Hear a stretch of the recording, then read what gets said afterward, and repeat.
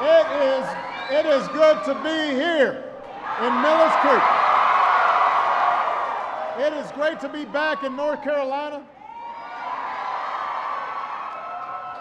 You know, I know it's a little warm on here, so if anybody wants to take their jacket off, please feel free. Some of you guys loosen your ties there. I am thrilled to be here with all of you. I want to thank all the Blackhawks who are here.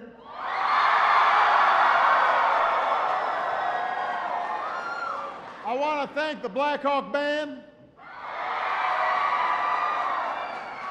I want to thank the Strutting Hawks. I want to especially thank Dr. Stephen Laws for the great introduction, but also for his service. He's about to retire soon, so give him a big round of applause.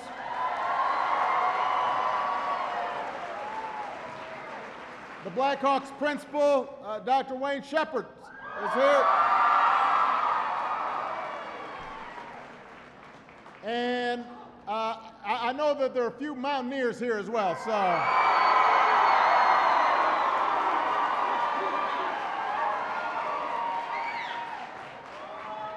I also want to thank your Lieutenant Governor, Walter Dalton, and the Mayor of North Wilkesboro, Robert Johnson.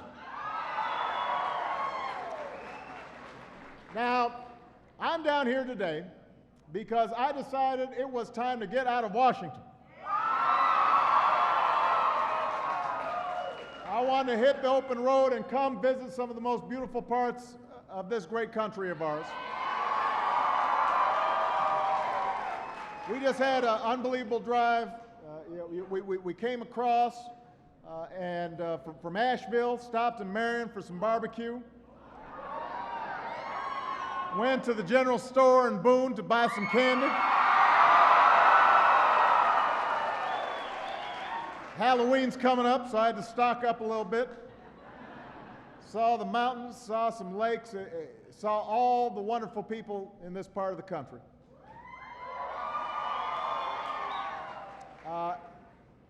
Somebody asked me, why do you come back to North Carolina so much? I say, there is just something. The people in North Carolina are so nice. Very nice people. They are gracious and they are kind, and even the folks who don't vote for me are nice.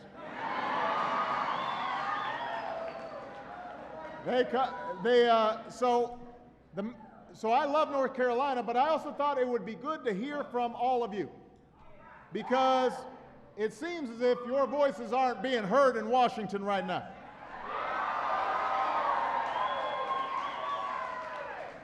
This is a tough time for a lot of Americans. Here in North Carolina, a lot of folks have spent months looking for work. Others are doing their best just to scrape by. You give up nights with the family to save on gas or make the mortgage. Folks postponing their retirement so they can send their kids to college.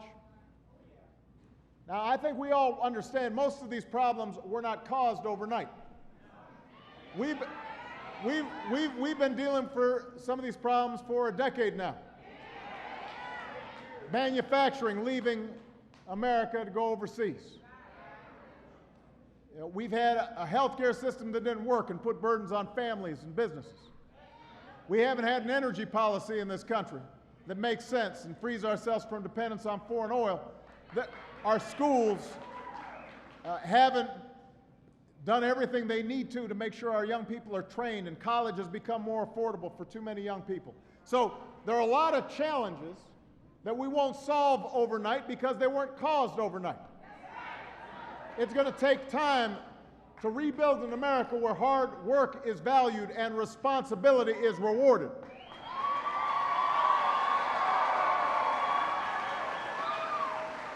It's going to take time to rebuild an America where we restore a sense of security for middle-class families and opportunity for folks who are trying to get into the middle class.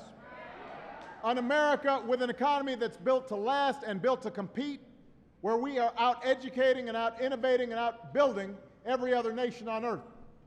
That's what we've got to build.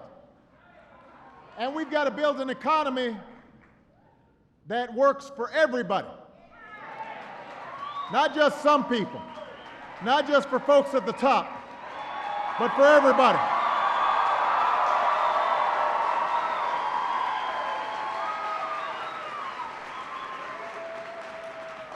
Rebuilding this America will take time, but there are things we can do right now to put people back to work.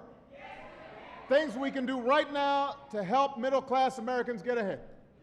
Things we can do right now to give our economy the jolt that it needs.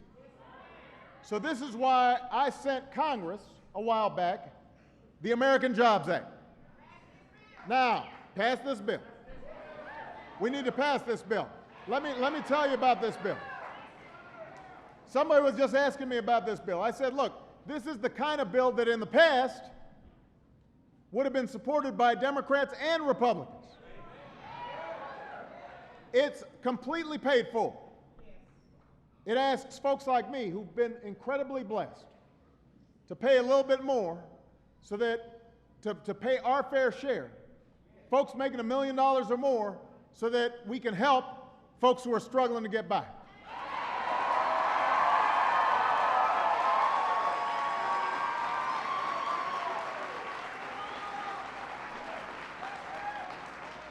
Independent economists have said this jobs bill would create nearly 2 million jobs, grow the economy by nearly 2 extra percentage points. And that is not my opinion. That is not the opinion of somebody who works for me. That's the opinion of people whose job it is to analyze these things. Economists have said this would put people back to work. But there are some folks in Washington who just aren't listening. Last week, all the Republicans in the Senate got together and blocked the jobs bill. They refused to even debate it. Now keep in mind, one poll showed that about 63% of Americans support the ideas in this jobs bill. So why is it that 100% of Republicans in the Senate voted against it? It doesn't make any sense. It doesn't make any sense. Somebody asked me, we had a wonderful reporter come here, Dave Wagner from Charlotte, and he asked me, well, people tell me this is kind of a Republican area, so why would you come here instead of going to where there are a whole lot of Democrats? I said, look, this is an American Jobs Act. It's not the Democratic Jobs Act. It's not the Republican Jobs Act. It's the American Jobs Act. We need to pass it.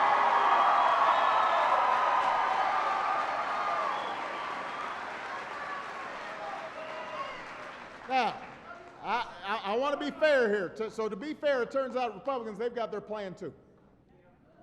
Ours is called the American Jobs Act, so they started out calling theirs the real American Jobs Act. I said, all right, you don't get points for originality, but let's see what you've got. We took a look. Turns out the Republicans' jobs plan boils down to these ideas. They want to gut environmental regulations. They want to roll back Wall Street reform so that we end up with the same financial system we had that got us into this mess in the first place. And they want to repeal health care reform so that 30 million people wouldn't have health insurance. That is what they call their real American Jobs Act. It's inspiring stuff. So let's do a comparison. We can do a comparison here. The Republican plan says that what's standing between us and full employment are laws that keep companies from polluting our air and our water. Our plan, on the other hand, says let's put construction workers back to work rebuilding our roads and bridges and schools. Let's put teachers back in the classroom where they belong. Let's make sure that we're not laying off police officers and firefighters. And let's help veterans get a job after they've defended this country.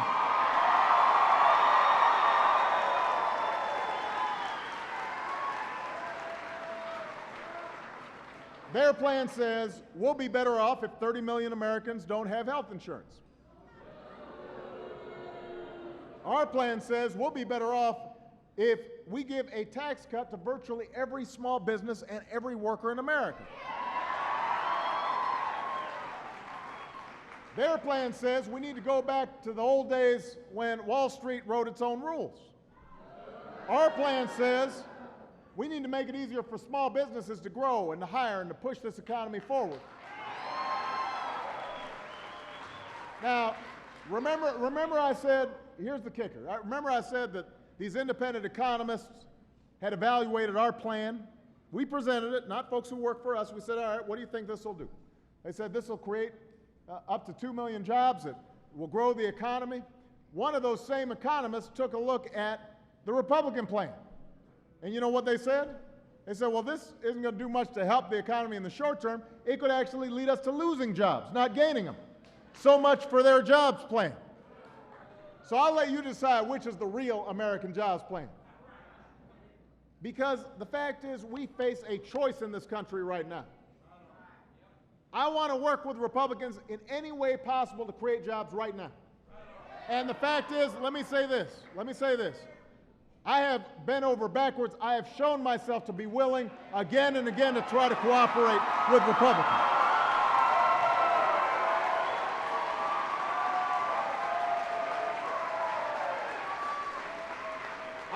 I've tried so hard to cooperate with Republicans, Democrats have been getting mad at me.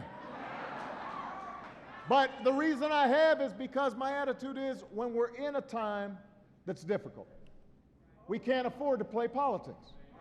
When we're in a time that's difficult, we should try to find common ground. Just last week, Congress passed a bipartisan trade agreement with Korea that will allow us to sell more goods into that country. Now, you know, we've got a bunch of Hyundais and Kias here. I think that's fine, but I want to see some Koreans driving Fords and Chryslers and Chevys. Open up those markets.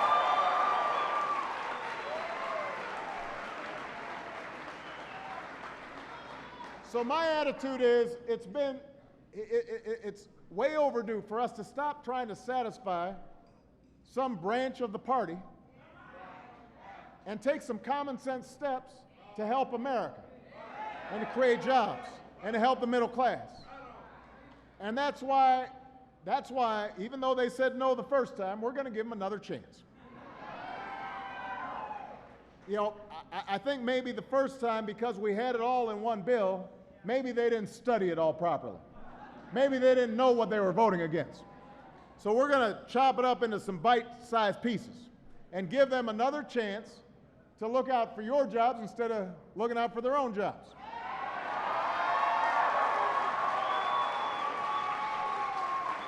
So, first thing we're going to do is this week, Congress is scheduled to take a vote on whether we're going to put hundreds of thousands of police officers and firefighters and teachers back on the job. You know, are we going to help state and local governments who are under a severe budget crunch make sure that they are not laying off teachers at a time when we know we've got to excel in education? All over the country and right here in North Carolina, folks are losing their jobs. Nearly 2,000 classroom positions have been eliminated this school year. And here at West Wilkes High, I know some teachers weren't rehired. You've had to increase class sizes, and there's almost no money for things like textbooks. This makes no sense. I can tell you the last thing a superintendent wants to do is to lose good teachers. Your governor has been fighting against education cuts as well. It's unfair to our kids. It undermines our future.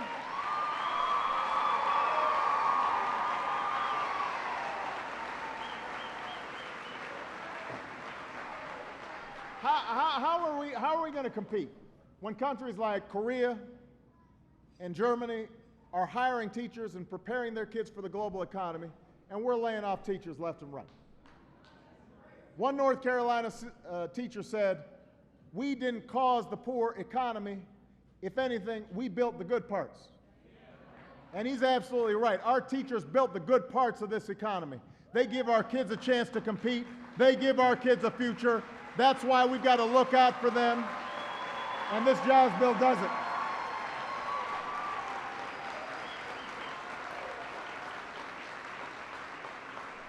My jobs plan would mean more than 13,000 education jobs here in North Carolina. So when the Senate votes this week, you all have to tell them it's time to put our teachers back to work. We're going to give members of Congress a chance to vote on the other components of the bill.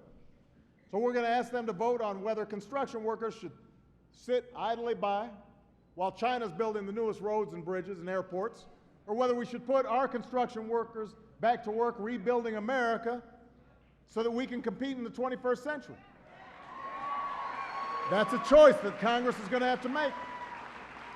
Congress is going to have to make a decision whether they decide to help unemployed Americans who are struggling, or whether we should make sure that we give them the experience and support that they need to get back in the workforce and build a better life. We'll ask Congress whether we should stand pat and let people like me take advantage of corporate loopholes and pay less in taxes, or should we ask folks like me to pay my fair share so that we can give tax cuts to middle-class families and small businesses.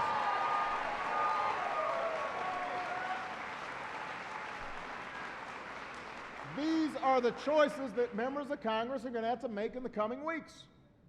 And if they vote against these proposals, if they vote against taking steps that we know will put Americans back to work, they've got to explain, not to me, but to you, why they're doing it. They don't have to answer to me, but they do have to answer to you. You sent them there. They're going to have to come down here to North Carolina and tell kids why they can't have their teachers back. They're going to have to look construction workers in the eye and tell them why they shouldn't be rebuilding roads and bridges and airports.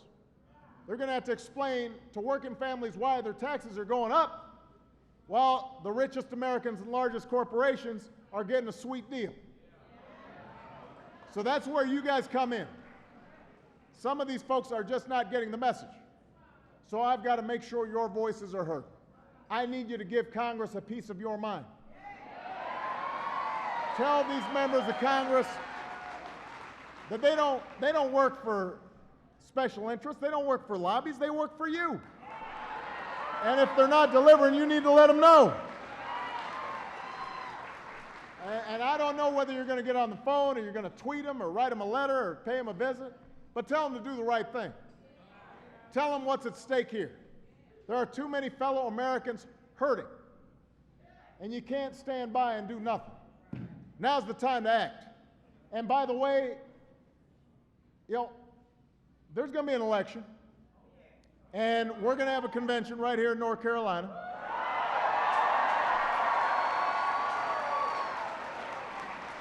But that convention is 11 months away. The election's 13 months away. And folks can't afford to wait that long. They can't sit around just listening to a bunch of political arguments. They need action. And they need it now, because folks are living paycheck to paycheck. There are folks who are living week to week. And I don't accept the idea that in the face of that kind of hardship, that we're going to stand by and do nothing. That's not who we are. We are Americans.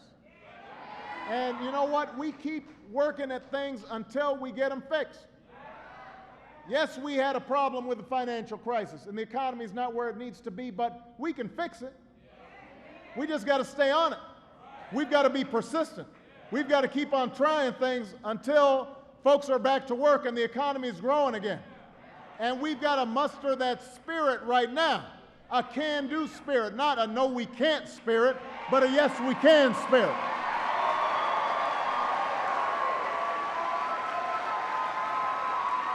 We don't need a why we can't attitude. We need why we can attitude. You know, I know that sometimes everybody watches television and you see what's going on in Washington and you get discouraged. But I just want you to remember that we've been through tougher times before. This is a country that's been through a revolutionary war, a civil war. We got through slavery. We got through a depression. We got through World War I. We got through World War II. We have been through tougher times before. We are going to get through this, and we're going to get it through together because Americans don't quit. So let's meet this moment. Let's get to work, and let's show the world once again why the United States of America is the greatest nation on earth. God bless you. God bless North Carolina. God bless the United States of America.